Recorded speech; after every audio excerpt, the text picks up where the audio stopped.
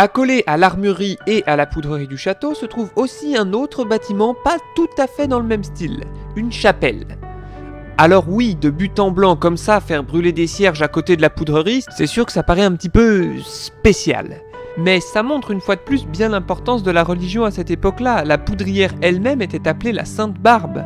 Chose d'ailleurs qu'ont pu lire les amateurs de Tintin dans Le Secret de la Licorne. Alors, pourquoi Sainte Barbe ? Eh ben d'abord, ça n'a rien à voir avec une barbe, mais avec une sainte qui s'appelait comme ça. D'ailleurs, son nom a fini par donner Barbara. Alors du coup, vous me direz, quel est le rapport avec les armes à poudre ? Eh ben tout simplement du fait que les mecs qui s'en sont pris à elle se sont littéralement pris sur le coin de la mouille une pluie de pierres. Comme illustré sur ce tableau, on voit vraiment bien l'assimilation à la mitraille.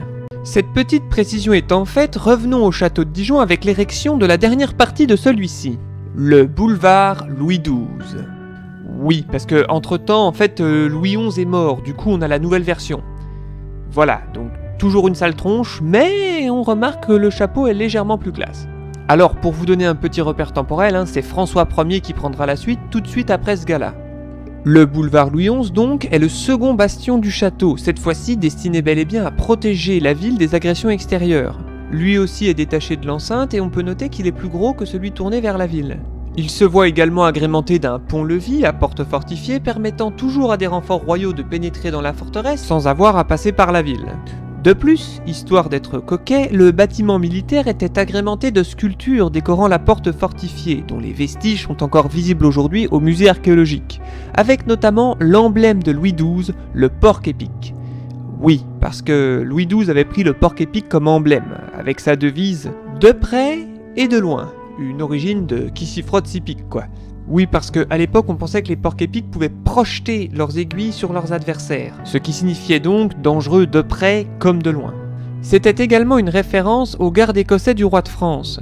En effet, le roi d'Écosse avait envoyé un corps de 24 gentilshommes pour assurer la sécurité rapprochée du roi. Combattants et archers hors pair, c'était l'élite de l'époque. Imaginez Robin des Bois en armure protégeant le roi de France, soulignant encore une fois l'idée dangereux de près comme de loin. Bref, revenons au bastion en lui-même. Il était composé de plusieurs étages, percés de fenêtres appelées bouches à feu qui, comme leur nom l'indique, permettaient de mettre des armes à feu, canons, arquebuses, pour calmer tout assaillant potentiel.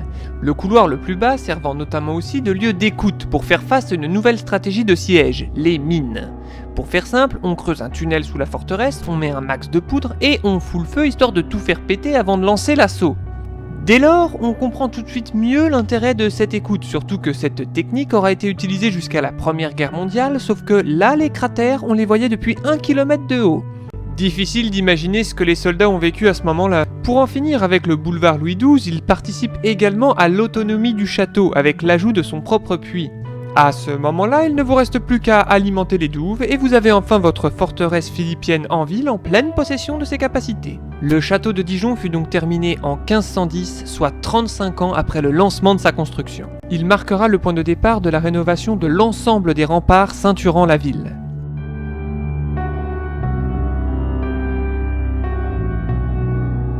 Après 5 siècles de service, le château de Dijon devenu inutile sera totalement rayé de la carte en 1897.